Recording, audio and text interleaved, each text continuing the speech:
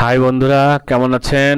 আজকে দেখাবো আপনি আপনার ওয়েবসাইটে বা ব্লগ সাইটে যে পোস্ট আছে সেই পোস্টের যে লেখাগুলো আছে বা ব্লগ বা পেজ বা পোস্ট এগুলা ওখান থেকে সরাসরি কিভাবে বিভিন্ন সামাজিক যোগাযোগ মাধ্যমে শেয়ার করতে পারবেন।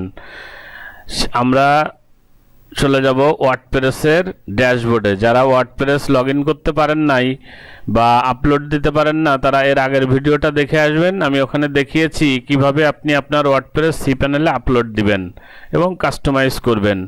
এটা ওয়ার্ডপ্রেসেরই একটা টিউটোরিয়াল। এখন আমরা একটা ব্রাউজার ওপেন করলাম। ব্রাউজার ওপেন করে আমরা চলে যাব ওয়ার্ডপ্রেসের ড্যাশবোর্ডে। তার আগে আমরা একটু দেখি যে কিভাবে একটা সাইটে সামাজিক যোগাযোগ মাধ্যমের লিঙ্কগুলো আসে। এই যে এরকম লিঙ্কগুলো আসে, এখান থেকে ডাইরেক্ট যে কোনো পোস্ট শেয়ার করা যায়। জাস্ট এখানে ক্লিক করলেই সেই পোস্টটা চলে আসবে। আসার পরে আপনাকে কোনো অ্যাড্রেস দিতে হবে না, আপনি এখান থেকে শেয়ার দিতে পারবেন। শেয়ার দেওয়ার জন্য আপনি এখানে যদি কোনো পেজ থাকে সেই পেজেও শেয়ার দিতে পারবেন। আবার যদি মনে করেন যে পেজ না, আমি ফিডে শেয়ার দেব, ফিডে শেয়ার দিতে পারবেন, টাইম লাইনে শেয়ার দিতে পারবেন। জাস্ট এখান থেকে পেজে শেয়ার দিতে পারবেন, এখানে ক্লিক করলেই শেয়ার হয়ে যাবে। ঠিক অনুরূপভাবে আপনি টুইটারে দিতে পারবেন, গুগল প্লাসে দিতে পারবেন, যতগুলো সামাজিক মাধ্যম আছে সবগুলোতেই শেয়ার দিতে পারবেন। আমরা চলে যাই ড্যাশবোর্ডে। ড্যাশবোর্ডে যাওয়ার পরে চলে যাব প্লাগইনে, প্লাগইনসে যাওয়ার পরে এখানে দিব অ্যাড নিউ, অর্থাৎ আমরা একটা প্লাগইন অ্যাড করব। এখানে লিখব সোশ্যাল ওয়ারফেয়ার।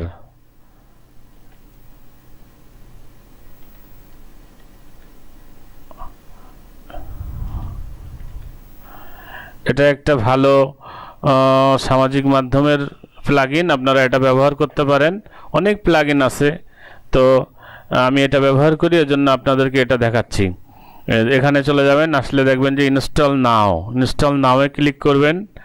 ইনস্টলিং হওয়ার পরে আমরা এখান থেকেই অ্যাক্টিভ করে দিব, অর্থাৎ এই প্লাগইনসটা আমরা ব্যবহার করব। এখান থেকে ইনস্টল করে আমরা অ্যাক্টিভ করে দিলাম। এটা একটা ফ্রি প্লাগইন ওয়ার্ডপ্রেসের। এখন এই প্লাগইনের একটু সেটিং আছে, আমরা এখানে সেটিংসে চলে যাব। যাওয়ার পরে দেখব যে শেয়ারিং সেটা যে প্লাগইনটা আমরা নামালাম সেটা এসছে কিনা। এই যে এখানে চলে এসছে, আমরা এর উপরে ক্লিক করব, করে সেটিংসটা একটু দেখে নিব। যদিও এখানে সব কিছু অটো সেটিংস থাকে, এখানে দেখেন যে এইভাবে সাজানো আছে। আপনি যদি মনে করেন যে ফেসবুকটা আগে দিবেন, জাস্ট এখান থেকে টেনে এনে আপনি এরকম প্রথমে ড্রাগ করে দিয়ে দিলেন, তাহলে প্রথমে চলে আসলো। তারপর টুইটার, তারপরে আপনি দেন হলো গুগল প্লাস, তারপরে পিন্টারেস্ট, এটা দিতে পারেন। এরপরে নিচের দিকে আসি, কালার যেটা আছে আপনি চেঞ্জ করতেও পারেন, নাও করতে পারেন। তারপরে দেখেন পোস্ট, এখানে আছে বিলো দ্য কন্টেন্ট, অর্থাৎ পোস্টের নিচে এটা আসবে। আপনি যদি দেন যে না আমি চেঞ্জ করব উপরে, তাহলে উপরে দিতে পারেন। আবার যদি মনে করেন যে না বোথ অ্যাবভ, উপরে আর নিচে দু জায়গায় দিব, তাও দিতে পারেন। ঠিক পেজের ক্ষেত্রেও তাই। এখানে আপনি এটা অন করে দিলেন, অন করে দেওয়ার পর আপনি জাস্ট এখান থেকে উপরে দিবেন না নিচে দিবেন না দু জায়গায় দিবেন সেটা সিলেক্ট করে দিলেন। একদম সহজে আপনারা এটা ব্যবহার করতে পারবেন। আর যে স্টাইল যেগুলো আছে এরকম দেখাবে, এগুলো খুব একটা চেঞ্জ করার দরকার নেই। আপনি জাস্ট সেভ চেঞ্জ দিয়ে দেন, দিয়ে দিলেই আপনার প্লাগইনসটা আপলোড হয়ে গেল এবং কার্যকারিতা শুরু করে দিবে।